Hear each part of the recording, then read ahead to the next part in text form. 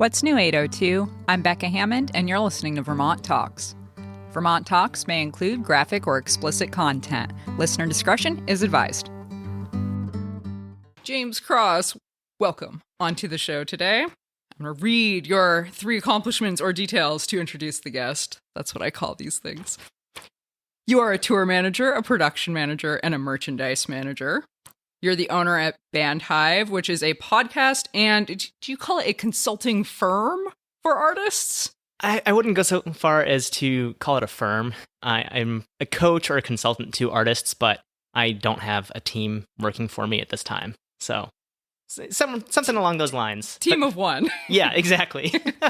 And you're also the owner and producer at Pinnacle Pro Sound. Yes, indeed. And thank you so much for inviting me onto the Vermont Talks show. Yeah, I've been meaning to invite you on the show for a couple years now, actually, because you're one of the first people I stumbled upon that actually had a show in Vermont. There's not a lot of us.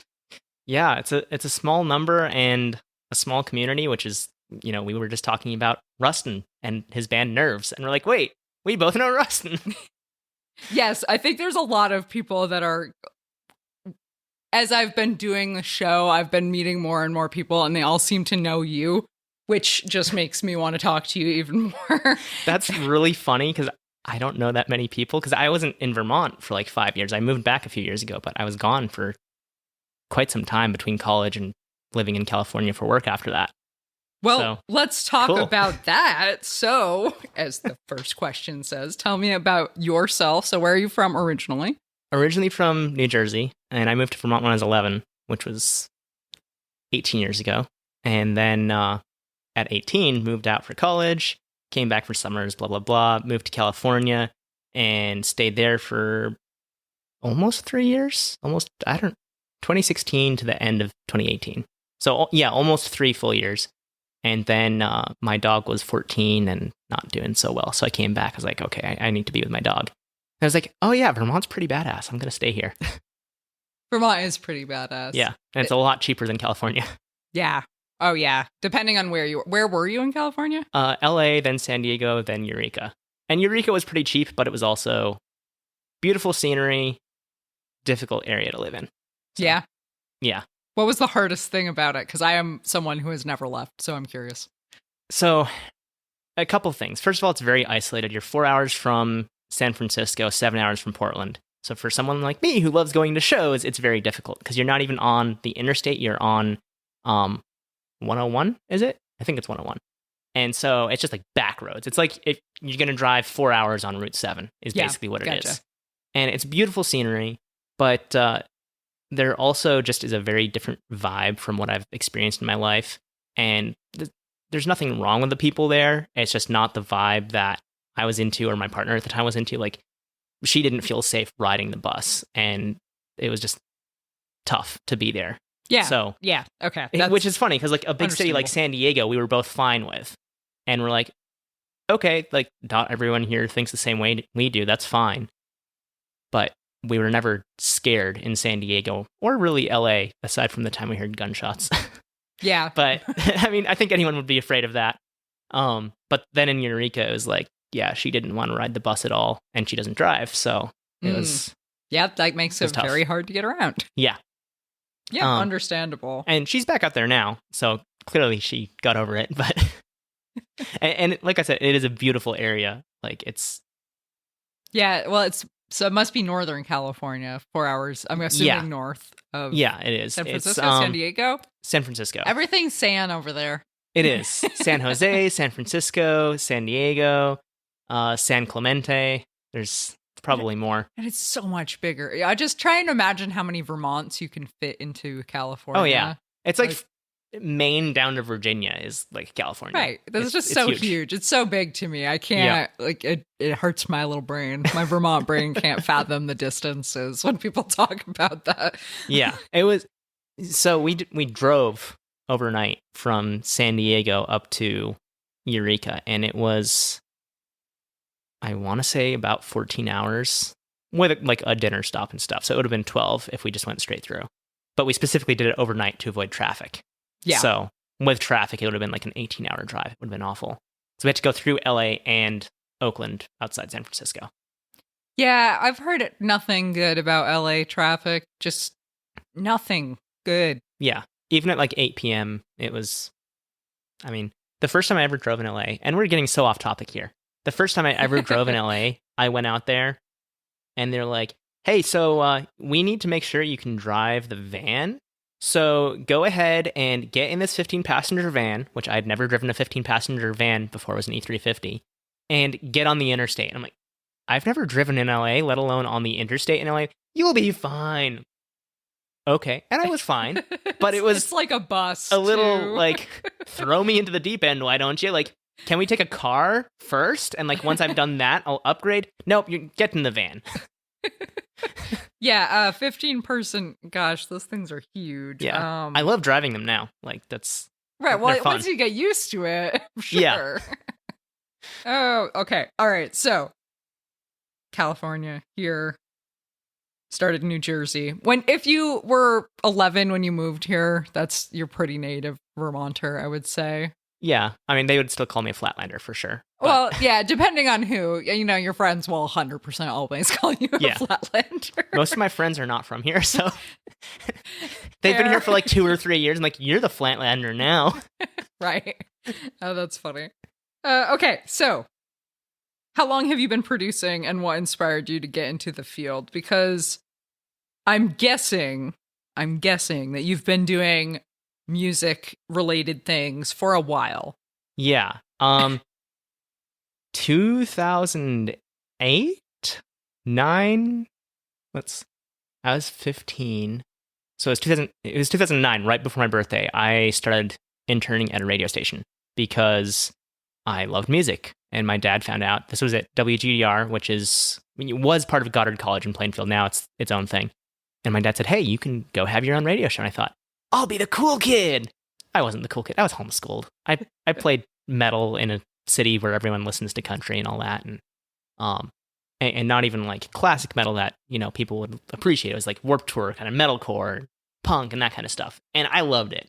And I had no intent of going to college either. But at that radio station, they sometimes had live music. And they said, hey, do you want to learn live sound? I said, absolutely. That sounds fun. So I started doing live sound for them.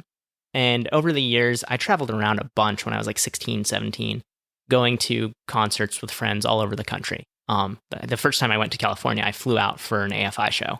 It was like their first hometown show in 10 years. It's like, I want to go to that. And I went to that. My parents were super chill and we had family out there. They said, yep, you can go. So I, took up like all my Christmas money and was like, I'm buying a plane ticket. And I went. Nice. And it was amazing.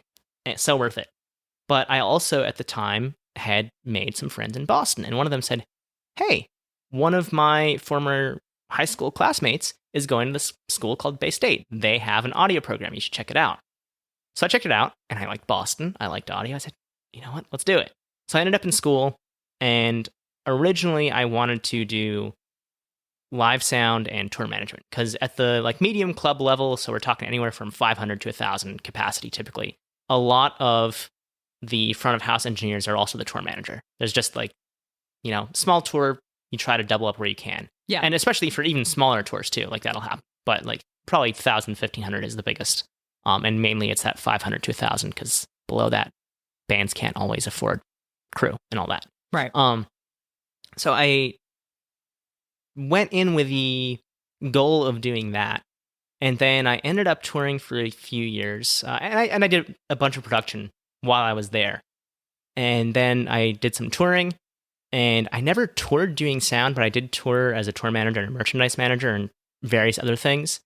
And then I was in California, met a girl, didn't want to tour anymore, blah, blah, blah, blah, blah. And took 2-ish years out of music entirely. Actually, no, it was 1 year. Because then I started interning at a studio called Signature Sound down in San Diego, which is where parts of Blink-182's album Enema of the State were recorded. So that was their claim to fame. Newfound Glory, Switchfoot, because they're from San Diego. A bunch of really cool bands who, this was like, 20 years ago or 15 years ago at the time, would come through. And for us, mostly it was smaller names, but we did have some cool bands come through, like Revolution came through, which is a big reggae band. We had a Killswitch Engage side project. Nice. I don't know why they came to San Diego because they're from Massachusetts, but they were there one day. So that was cool. And that got me back into music. So then when I quit my job in San Diego, I launched my own business, which I'd always kind of like dabbled in except for that break. And that's when I started doing mixing and mastering and that kind of stuff. And after a while, I started running a blog for my studio. Yep. Because people were always asking me questions. And then at a certain point, I thought, you know what, this should just be a separate thing because people are asking so many questions. And so that's how Bandhive kind of came around. There's a different name originally, which I'm no longer allowed to say. There was a legal incident. Oh, no. Nothing terrible. Now I really want to ask. Sad. We can talk about it afterwards. Okay. But it's now Bandhive and has been for almost 2 years. Nice. And so we do consulting for artists who want to go on tour. And obviously, Bandhive is Bandhive, all one word, because it's a hive for bands to talk about what they're doing, like their business. And now that's essentially my primary focus, just because it's so fun. Like talking to artists all the time about, hey, this is how you do the thing. And then seeing the ideas connect in their head and helping them go through difficult situations and all that kind of stuff. It's just really fun. And so I still mix, I still produce, all that kind of stuff, but it's very rare because it's so time consuming to do that. Yeah. And as fun as it is, I just love live music. So that's why now going back to Rust and Nerves, I just reached out to them. Like he said, they're doing a show. I said, do you need help? And that's the kind of thing I do. I'm also, my friend Vincent has a studio down in Randolph called The Underground, which he now has a live performance space called the Underground Listening Room. Cool. So anytime there's a full band show there, I'm the front of house engineer for that. And it's like a little 50 cap, or 49 technically speaking. But we've had some really fun shows in there, like Drama Dolls came out from LA for the grand opening. And we had Cancel Vulture from Brooklyn on that show as well. And we've had Solstice, which is a Vermont band there. Like just a bunch of really cool bands. We had Jesse Taylor Band last 2 weeks ago, I guess now. And it's just a really cool space. And it's the kind of thing where like, it doesn't pay much, but it's just fun. So I do it, like that's the thing. I love live music. I love music. And as cool as it is to kind of shape a song in the studio, it takes so much time. By the time you're done, you're sick of the song. Like I don't like that experience. Yep. So yeah, that's why I'm all in on Bandhive. Like logistics, I can nerd out about that forever and not get bored of it. And then I can combine that with like the live production aspect. And especially if bands are going on tour, that's the stuff they want to know about is like, how do we do XYZ for our live show? Yep. So it's also keeping me, involved in the industry as I'm talking about it. Cool. So how often are you doing episodes, and are they always interview episodes with Bandhive? We've released an episode every week since December of 2019. And these days, mostly solo. At the start, I had two amazing co-hosts. Aaron Gingras, who now lives down in Barrie. He's in the band Suburban Samurai, who's from around here. And Matt Hose, who lives out in Colorado. I met him when I was on Warped Tour, and his band is alive in Barcelona. So Aaron had to step aside, unfortunately, for some family issues, which Matt had to as well, but he's now back. Our first episode with him back is being released on, I believe, September 28th. So super excited to have him back, and I don't like talking to myself. And so in the interim, we've done a bunch of interviews. I've done a bunch of solo episodes, and after kind of informally polling our listeners, some people like one, some people like another. So I just said, okay, we're going to give you a little bit of everything. Like we'll have some interviews, we'll have some solo episodes, and we'll have some co-host episodes. And that way kind of appease everyone, give people variety. Because the one thing I've noticed is the solo episodes have the same content, but it's like 10 to 15 minutes instead of 45 minutes. Right. So that's really good as opposed to a co-host episode. But a co-host episode has some banter, it has some back and forth. Like Matt and I know each other really well. We've known each other for at least 7 years now. And I have someone to bounce terrible band puns off of, which is like my thing on the show. I can't do that if I'm just talking to myself. And then interviews, they could be just me or they could be me and Matt. And that's just cool because it gives somebody else's perspective. So even if it's something we've already covered, we can go back and rehash it, see what they would do differently or what they would do the same, or if we're crazy for suggesting something. Like, we've both done it, but maybe it's not the best way. We did an episode about that where it was discussing, hey, people love to say this is the one way to do it in the music business. Yeah. And we say that too, but that's almost never true. Like, we Right. can only give you what we think is best, and this is our experience. But if you come up with something better, let us know. Yeah, it's always a learning curve. And that's part of having a co-host, I'm sure, is having that kind of conversation. Because if you make an outline for a show and you speak the outline and you present your ideas, it's very flat. And I mean, you might be the kind of person who could be like, oh, wait, I just thought of this random other idea and I'm going to debate myself about this concept for a minute. But you can't easily do that. It's not very natural to be like, no, never mind. I'm a counterpoint to the thing I just said. You're absolutely right about that. I have been posting clips to TikTok, and I'm like mini TikTok famous. One of the coolest things happened a few weeks ago, I guess. I went to a friend's birthday party. We're just sitting there playing board games and stuff, and this guy goes, "Do you do band tips on TikTok?" I'm like, "Yeah." He's like, "I know you." And that's never happened to me before. Just somebody out in the wild. He's not even in a band. He's just seen me, and he's like, "I know you." That was so cool. But I did a video once about how if bands don't move around on stage, the audience is going to be bored. Yeah. And someone literally commented and said, "You sound really bored while you're saying that." It's like, okay, I need to work on my energy for the solo episodes. They kind of called you out a little bit. Yeah. I can 100% appreciate that. It's really hard to be kind of energetic and excited when you're the only one talking. Yeah, exactly. I've tried doing that stuff. I've made YouTube videos and things before, and I'm like, I am so monotone. I'm sorry. I apologize. It's funny. That's how the podcast started, was I was doing YouTube videos, and I hated doing YouTube videos because I did not like talking to myself on camera. Mm-hmm. Here we are, 3.5 years later, and I'm talking to myself on camera. Yep, but I know how that goes. Yeah, and it's totally different now because I'm not editing it the way I would edit a YouTube video.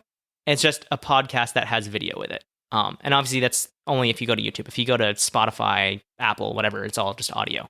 But it's just a very different vibe. I'm not focusing on so much the production of like, oh, I'm going to have a transition here. I'm going to have text there.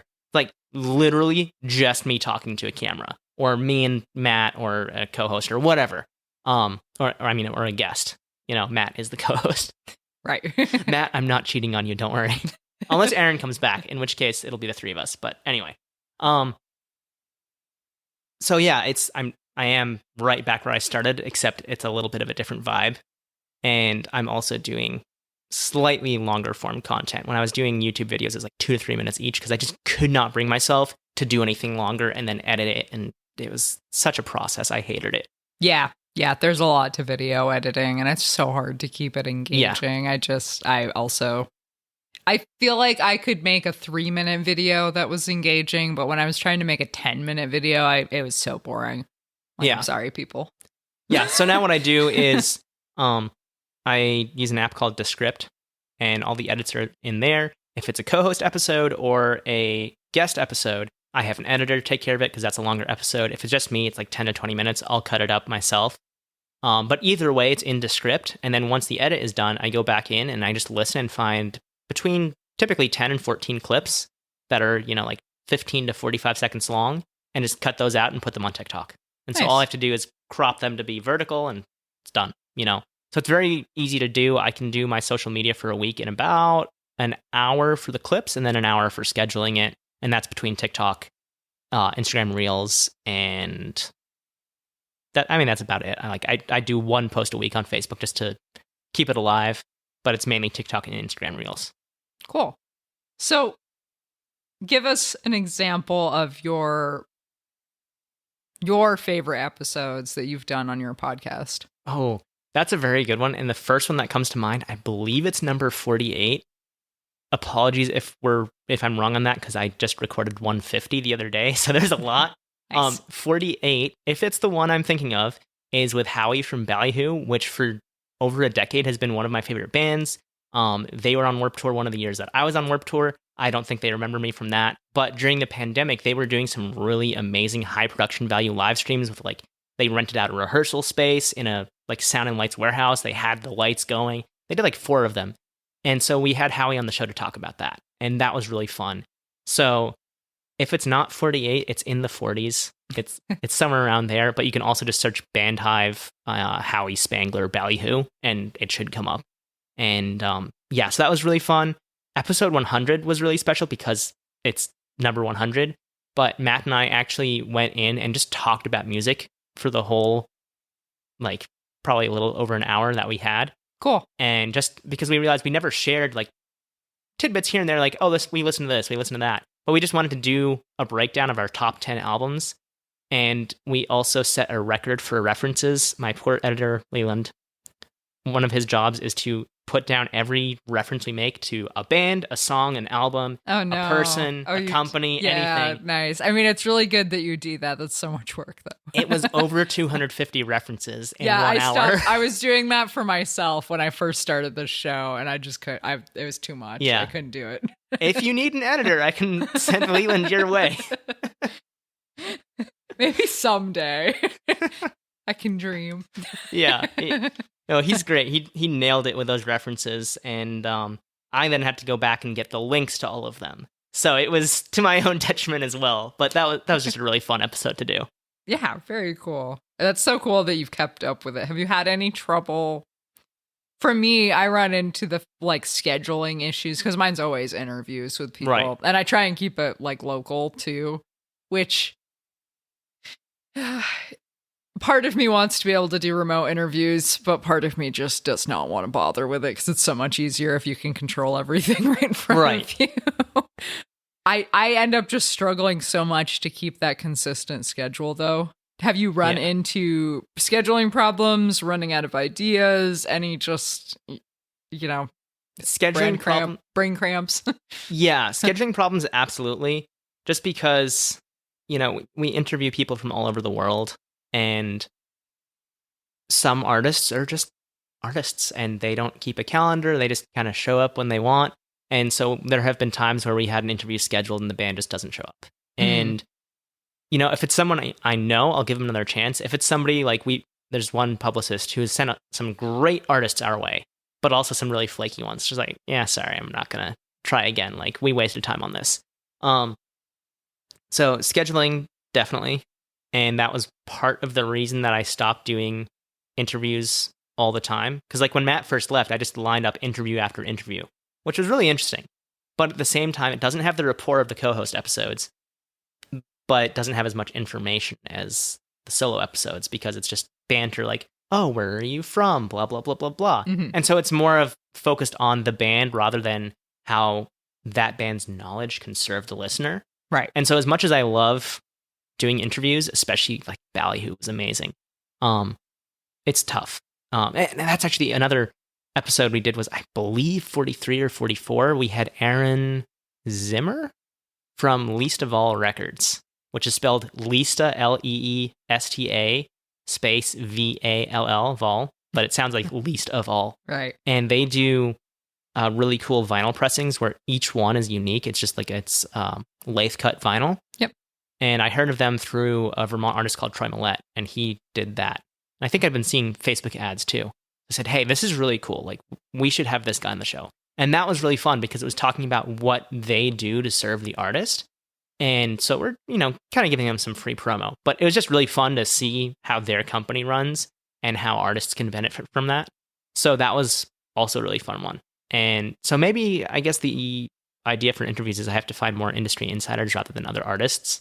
Right. But, we'll see how things go. Right now, I'm happy with where the podcast is at with solo episodes and Matt coming back sporadically here and there. But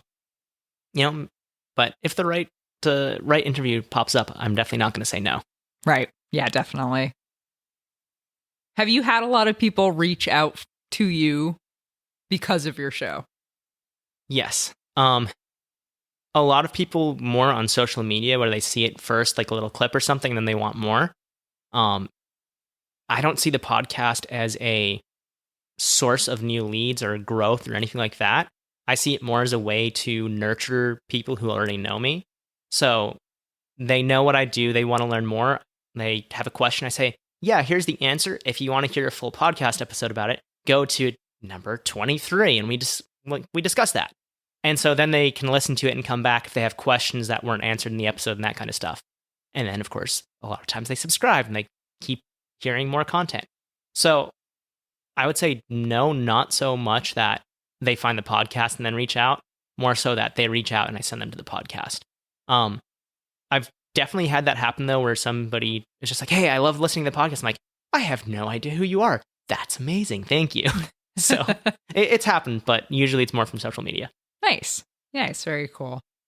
I can't even imagine how hard it is as someone trying to go out on tour. Like if I had no idea, which I don't have an idea, and I was like, I'm going to go on tour today. Yeah, that might go badly for me, to be honest, because that's how most bands do it. They just say, we're going to book a tour, and they book some shows, and they start driving. And it's like...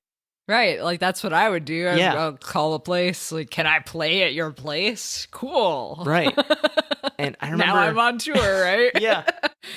I went on tour, just a weekend tour, with a band called Better Things, who are from the Burlington area. And yeah, you know Brian, I think, right? Yes, I do. Yeah. So we went on tour. It was supposed to be 5 shows over 5 days. It was 3 shows over 5 days by the time we got through it, because the venue in Boston literally closed permanently the week of the show, and another show just didn't happen. And yeah, so driving back, the last show was in Plattsburgh, so it was close to home, and we're like, okay, we're just going to drive home afterwards. I'm sitting there on the laptop crunching numbers, like, hey, your tour was profitable. And they said, wait, what? That's the first time we ever made money. I said, well, how much did you lose last time? They said, oh, well, we never tracked that before. So it's like, okay.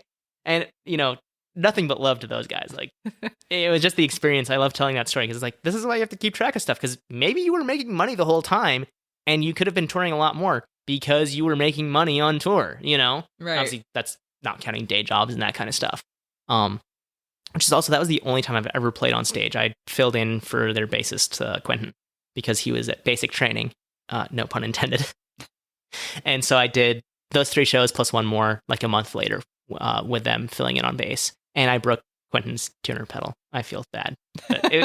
Oh, no. Yeah, it was like the cheap plastic tuner pedal that you look at it and it breaks. So I was excuses. He should have bought the good one. Nice. Very cool. Okay, so we are already over 30 minutes, which is amazing. Normally, I run out of questions or ideas, but I already have many other questions. I can talk for ages. I apologize. No worries. I just need heads up if we're going to do a 2-hour episode. Okay. So, Pinnacle Pro Sound.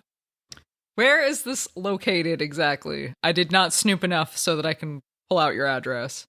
Well, so it's in my home. It's just all remote. So if I want to produce something, I would team up with Vincent at the other... I can't talk. With Vincent at the Underground, the studio I mentioned earlier. Gotcha. Okay. Perfect timing. I stabbed my tongue with a bagel this morning. I don't know how I managed that, but it's like my tongue is swelling up. So I'm doing my best I here. also have a mouth injury today, so we're both in pain. I think I burned myself at Henry's earlier. That's no fun. So, no worries. Yeah. But yeah, so that's Pinnacle Pro Sound. Is I do the mixing and mastering at home. If it comes to production, either it's remote or I would suggest a local studio, which, because of the pandemic, I haven't done any production in like 3 years. Gotcha. So it's been mostly mixing and mastering, or exclusively mixing and mastering during that time. So, do you do... I'm way too far away from the mic, see? Do you do live sound recording, or is it mostly just live sound mixing for the actual production quality? Yes and no. So at the Underground, we have the capability to record. Vincent handles that because it's part of his studio setup, and then the venue's in the next room. So I'm in the venue mixing on an iPad while he's in the studio making sure things are recording. And that's only if the band requests it. And so he'll just check in on it once in a while. But I have done recordings in the past, like... we didn't record that one. That was stupid. Troy Millette and his band, The Fire Below, did a great set at the Fairfax Party Out of the Park 2020, because it was pandemic. And so they played a great set there. We didn't actually multi-track that one. But the next year, Jesse Taylor Band played, and we multi-tracked that. And back when I was regularly the production manager for shows down in Boston, we recorded every single show. It was we just made that part of our policies, like, hey, we want the artist to sign off on this. And they never said no. So we had bands like the Venetia Fair come through, Trophy Wives, Sparks the Rescue, Transit, but that was before we had a multi-track capable board, unfortunately. That would have been really cool. Like Transit in Boston in, I think at the time it was a 95 cap. Like that would have been insane because, and now they're broken up. So, oh well. So did actually all the bands I listed have broken up except for Sparks the Rescue, who broke up and then came back and broke up and came back. So I don't know where they stand right now. But all the other bands I listed broke up. It happens. Yeah. It makes me feel old. Let us not talk about that because it's astonishing how old I feel when I think about things that were popular. Like everything is 10 years old now that I think is like not 10 years old. Like I'm getting old. Well, so here's a distraction. The last band I did a live recording for before the pandemic was No Small Children, which is they played a hay barn in Randolph, which was really fun. Nice. And that, for those who don't know them, that is the band that redid the Ghostbusters theme song for the new one where it's all women, because they're all women. And so that was a really fun show to work, and recorded that. And their drummer, Lisa, is also their engineer. So I just sent her the files. I don't know if they ever released it or anything, but I did like a little home mix of my own. I was like, yeah, okay, that's going on my iPod. Like, nice, cool. Everyone was just having a great time, and they had some local kids from Randolph come out and play, I think it was sax and trumpet. I can't remember exactly, but some kind of brass instruments. So that was really fun. And but after the pandemic, I've only been doing stuff down at Vincent's, really, because I like other shows in the area. It's either Higher Ground, which... Yep, pretty much. Or some DIY show. Right. Something really small. Yep. Yeah. Yep. And that's the nice thing. Like, we can do it at Vincent's because it's in his studio. Like, if it weren't a studio, it wouldn't happen. Unless I brought in a whole recording rig, which at the Hay Barn show with No Small Children, I have many regrets because it's a hay barn. My laptop was filthy by the end of the night. Like, I got home and there was like an inch of hay dust. And somehow it survived. It was a 2011 MacBook Pro. It's still going strong. They're bulletproof, that generation. Except for the graphics card. I'm on the 4th graphics card. You may abuse that. Yeah, which actually I gave it to my dad. I got an M1 last December, and it's amazing. So I gave the old one to my dad because he was whining about how I convinced him to get an iPad instead of a new laptop. So it's like, okay, here's the laptop. You can watch Netflix, and it has a CD drive, which is what he wanted. No one makes a CD drive laptop anymore. Yeah. I don't think they're easy to find by any means. Yeah. Certainly not a Mac, but... Right. Oh, he doesn't like Macs. That's just what he got. I was like, it's this or like $500. So just take this one. Nice. Okay, let us plug some of your things. So, would you like to plug your things? I can read some of these. TikTok at MadRockXVX. Yes, that's X-Ray Victor Charlie. X-Ray Victor Charlie. Okay. Wait. XVX? So, funny story. I do that on my own show. It's X-Ray Victor X-Ray. I was going to say, wait, hold up. We're going to confuse people here. I did that on an episode of Bandhive, and I got to the edit, and I was like, what on earth was I thinking? What? It's X-Ray Victor X-Ray. Next episode, I'm like, okay, I'm not going to say X-Ray Victor Charlie. Get to the edit. I said X-Ray Victor Charlie again. What is wrong with my brain? Do you re-record? What do you do? Because I have had to re-record my own wording. So I'm like I have to say it correctly. Typically, I find a creative way to cut it out. I'm also very good when I do Bandhive. Like, if I say something and I don't like it, I just re-say it instantly. Yeah. And then my editor knows to go back, or if I'm editing, I just cut it out. It's super easy. It's different when I find something after the fact, especially now that it's a video podcast. I can't go back and like change my clothes and all do that. I mean, I could, but I'm not going to. Right, and it's not going to fit well anyway, no matter what you do. My hair's going to be a little different. And, right, and it's just going to like glitch a little for a second. Yeah. People are going to be like, what on earth? I mean, it's all jump cuts anyway. Like that's just because we don't like do transitions or anything. We have fades, but we don't like have graphics, B-roll, graphics. Like we don't do that. So yeah, if I say something wrong, you know, I'll just like when I messed up talking earlier because of my tongue, I would just say it again and not even think about it. Let it be. Right. But knowing that you don't edit the podcast to that extent, I'm like, hey, let's make this a funny thing, and I can talk about how I stabbed myself with a bagel. It was toasted, for the record. That's why it was sharp. I managed to burn myself on Eggs Benedict. It might have been the bagel. Or not the bagel, English muffin. Yeah. Similar, not quite the Those same. are pointy. They have, when It you was tear them instead of cutting them. toasted. Yeah. Like it gets pointy when toasted. I feel like I have cut myself on a bagel before because of the toasting. See, for people who have gluten intolerance, which is not me, I don't know if it's you, that is bread's karma. For us, bread has to get creative and stab us or burn us. No, I have IBS, so fucking bread.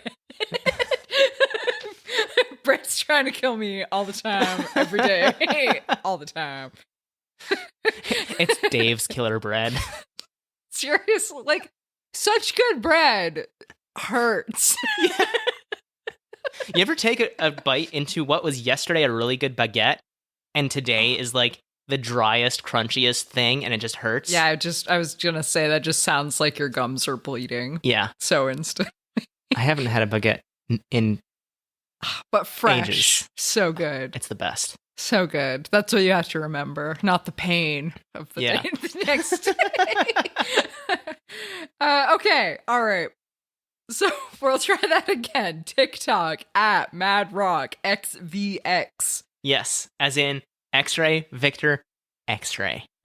And your Instagram is exactly the same. It is. I'm not going to say it again because I'll mess it up. Okay. And your band site, or your band site, your podcast website is bandhive.rocks. Yes, that's .rocks instead of .com. The .com was $3,000, so I said we're gonna spend $20 and get a .rocks because it's music related. And so yeah, bandhive.rocks is the website. If you want to get to the podcast directly, you can go to bandhive.rocks/podcast. But even if you go to the main site, there's a big podcast button right there. And I bet if you search for Bandhive on Apple Podcasts, Spotify, all of those lovely podcast delivering apps, services, you will find your podcast. Absolutely. Perfect. Anything else that you would like to share today? I feel like I rambled a lot, so if you don't have questions for me, I think let's leave it at that because people are going to be tuning out from hearing me talk and talk and talk. Are you going to write a book someday with all of your different ideas about how to be a successful touring band? It's tempting. I feel like you could. I probably could. But here's the thing, touring changes so much so quickly, especially when you have like a global pandemic and all that. But looking back, you know, things that artists were doing 10 years ago are now like bands with in-ears. 10 years ago, you wouldn't have an independent band using in-ears. Now, every band worth their salt is using in-ears because they know it helps them put on a better show. So this is, maybe I'll get into a little bit of a rant here. Go for it. There's a lot of artists who will look down on any technological progression or anything like that and say, oh, that's cheating. It's too easy. It's like, playing the music, why not make that easier? You're still good at your instrument. You have to be able to sing, but you can protect your ears. You can put on a better show. You can be a better entertainer. And that's what people are paying for. They're not paying to see somebody be super authentic. Like, okay, cool, you can do that, but it sounded awful. So if you can sound much better and showcase your skill and put on an entertaining show, why not do that? Why not use technology? So like you have a 4-piece rock band, right? Yeah, you have 2 guitars, 2 vocals, a bass, and drums. You take that, the sound is pretty thin. Like, that's just a fact. Like, you're not going to have a super full sound. Or let's take away one guitar and say it's 4 people, singer, guitar, bass, drums. Okay, whatever. Like, it can sound good live. But unless you're really amazing at what you do, there's going to be holes in that mix. Add in a laptop and some backing tracks just to add in a second guitar, let's say. Some synths, maybe. Just, you're not replacing anybody on stage. You're just saying, we don't have the budget to bring an orchestra with us, so we're going to use a laptop. Like, I see nothing wrong with that. And obviously, not every band has that kind of sound. But the artists who are taking the next step and building a career in 2022, that's kind of what you have to do. And so if you're out there and you want to just be a punk band, that's fine. Like, I love punk music. I go to local shows. But don't expect to be the next big thing. Like, that's just part of having realistic expectations. If you want to be the next big thing, which is still a very, very, very slim chance, like, the odds are so stacked against you, you have to put on the best show possible. You have to, in the studio, figure out, okay, this is what we want to sound like. This is what people like right now, so let's kind of incorporate some of those elements. And then, how are we going to pull this off live? If your song in the studio sounds amazing and you have all these string sections and piano and blah, blah, blah, blah, blah, either you need to take the whole band with you and do that, or you need to backtrack it. Because if people go to the show and they hear just like a weak rock band, they're going to be disappointed. They're going to say, that's not the song I fell in love with on the CD or on the radio streaming. right now. Right. Yep. So, yeah, use the tools that are available to you, whether it's backtracking, the example that I used, or anything else. Like, it's just use those tools and don't be afraid to invest. I've seen so many artists who make really incredible music and they say, oh, well, we can't spend $300 to make t-shirts. It's like, but you need to sell like what, 15 of those shirts to break even? So make 30 shirts, sell 15, you broke even. Sell 30, get 60 now. Like, you just keep that cycle going. And like, yeah, I know some people have money problems, but if you want to make this a career, you have to view it as a business, and that means investing in it. Right. And if you're not going to invest in it, then you're not going to go anywhere. No one's going to say, hey, here's 100 shirts, have fun. Like, that doesn't happen. So that's really frustrating to me because I know so many amazing artists who are stuck kind of in that rut. Here's a band pun. They're stuck in that middle class rut of thinking, hey, we don't have enough money to do this. It's like, okay, well, you bought a $5,000 Les Paul last month. Why not buy a $500 Epiphone Les Paul and put the other $2,500 into proper production for your music, merch, and like a backdrop or something? Right. Just think about where that money could go, because it's always the artists who say they're broke that have the most expensive guitars, like, or drums, or, whatever instrument they play. The artists with the most expensive gear at the local level are the ones who complain about not having money. I've seen that way too often. Yeah. Yeah, definitely. Definitely a fact. A lot of people start out with the most expensive guitar when they're just starting out. Yeah. Okay. All right. James, thanks so much for coming on the show. At MadRocksXVX. And also check out the show notes for today. They're at vermonttalks.com/34. All right. Thanks so much, Becca. Thank this has been really fun. Thanks so much for listening to the end of the show. Subscribe to Vermont Talks on your favorite podcasting platform. You can find me on YouTube, Instagram, Facebook, all over the web.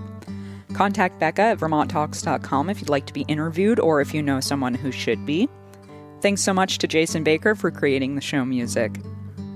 The views and opinions expressed by the guests are those of the individuals and do not necessarily reflect the official policy or position of Vermont Talks. Any content or statements provided by our guests are of their opinion and are not intended to malign any religion, ethnic group, club, organization, company, individual, anyone, or anything.